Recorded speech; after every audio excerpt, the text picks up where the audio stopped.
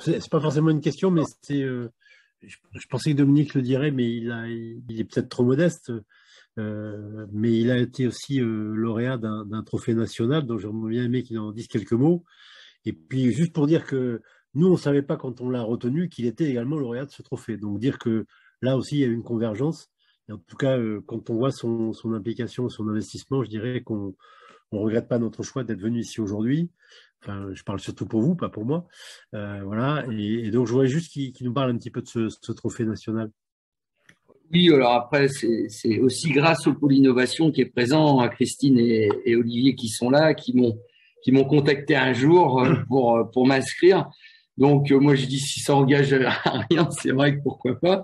Et jamais j'aurais pensé qu'on aurait pu à la fois voilà, monter ce dossier, le confier donc à un jury à l'échelle Nouvelle-Aquitaine et par la suite, quand un jour le ministère de l'Agriculture m'a contacté pour me dire également que j'allais gagner ce trophée. Alors voilà, c'est à la fois une reconnaissance et un réconfort et une passion aussi qui permet de s'armer de courage et de continuer dans ce qu'on est en train de mettre en place, d'essayer de le transmettre aussi, hein, parce que moi, on m'a transmis ce que j'ai appris aujourd'hui et j'étais content qu'on me le transmette. Donc, pourquoi ne pas continuer? C'est vrai que ça prend beaucoup de temps et d'énergie, mais en tout cas, voilà, je pense qu'on est en train de prendre un virage au niveau agricole et nos schémas agricoles d'aujourd'hui qu'on est en train d'écrire va sûrement nous permettre de prendre d'autres voies et d'avoir aussi un autre regard par le grand public où honnêtement j'étais pas trop bien dans ma peau de comprendre comment on était vu par le grand public par une mauvaise communication à la fois médiatique et aussi par peut-être un manque de communication de notre part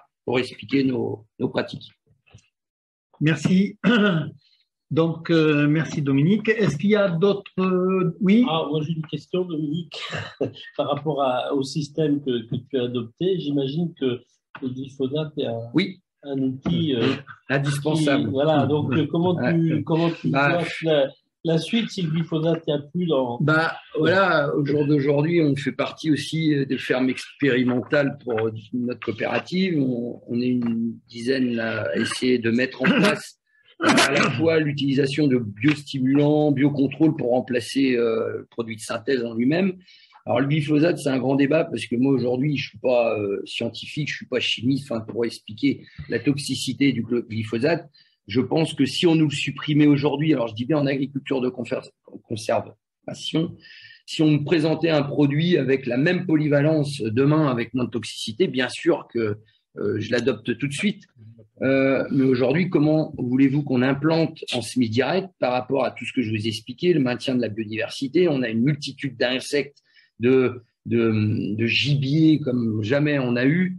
On parlait des aigrettes, pique-bœufs là qu'on a vu se réintroduire, les beaux oiseaux blancs. Là, oui, tout à fait. Alors ça, sur les moutons, avec les moutons, ils ont cohabité tout l'hiver.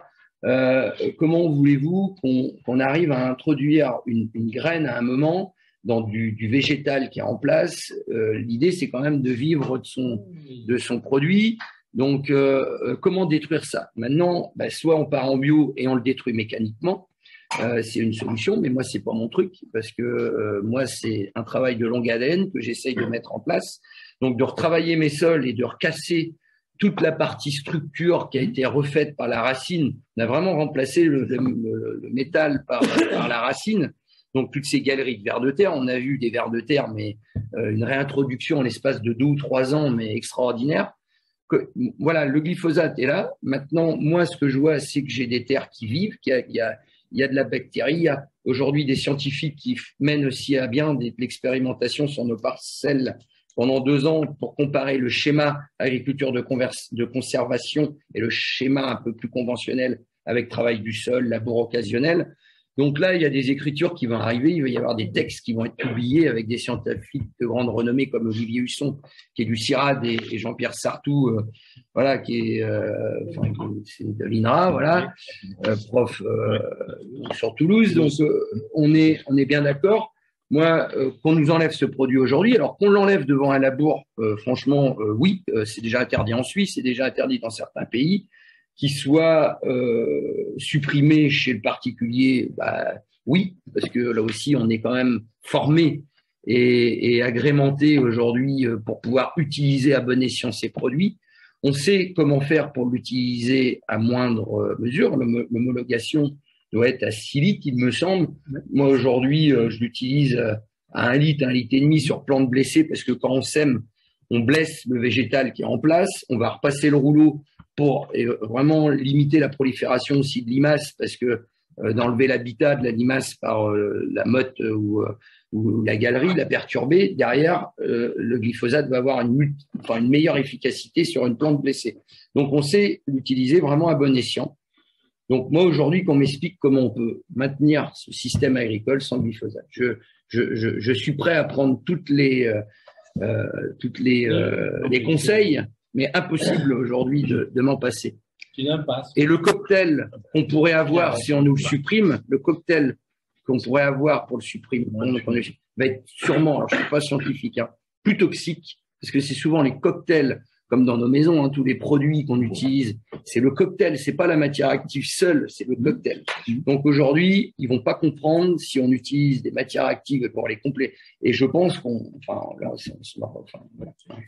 Ok, là il y a le passionné qui parle, mais je me retrouve dans ses propos à la fois de passionné et de convergence. Du vécu maintenant. De convergence sur la vision de la chose. Ne nous polarisons pas sur une matière active. Merci d'avoir posé la question. Mal interprété. Ne nous polarisons pas, parce que si vous faites une analyse, les techniciens à la Chambre d'agriculture, quand j'ai quitté le service en tant que président du service vignes et vins de la Chambre d'agriculture à Gironde, les techniciens s'étaient regroupés pour faire une étude sur la molécule glyphosate. Et la conclusion, c'est qu'on trouvait du glyphosate. On trouvait du glyphosate même dans les lessives. C'est l'AMPA. C'est l'AMPA, tout à fait. On trouve cette molécule dans les lessives et dans d'autres. Je cite la lessive parce que c'est un produit ménager que tout le monde utilise. Et pourquoi on va le supprimer en agriculture alors qu'on va garder la même molécule dans du ménager? Bon, enfin, je vais Dominique. Je vais repartir. Je peux me permettre, c'est vrai qu'on merci Jean-Luc. On ouvre nos frontières pour réintroduire du soja OGM dans notre pays pour nourrir l'élevage.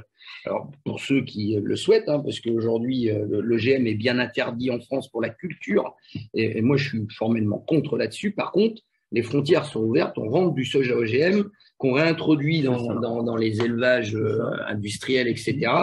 Donc, avec l'aspersion du glyphosate, donc à hauteur de 10 à 15 litres dans ces pays Sud-Afrique, Amérique, je veux dire. Et voilà, donc le coton, on prend du coton pour faire nos vêtements avec du coton OGM, donc nourri au glyphosate, et on le retrouve. Alors là aussi, l'AMPA, c'est une molécule, voilà, qu'on va retrouver à la fois dans les matières actives d'électroménager, pour nos lessives, nos lave-vaisselle, etc. On le retrouve dans le coton OGM, on le retrouve.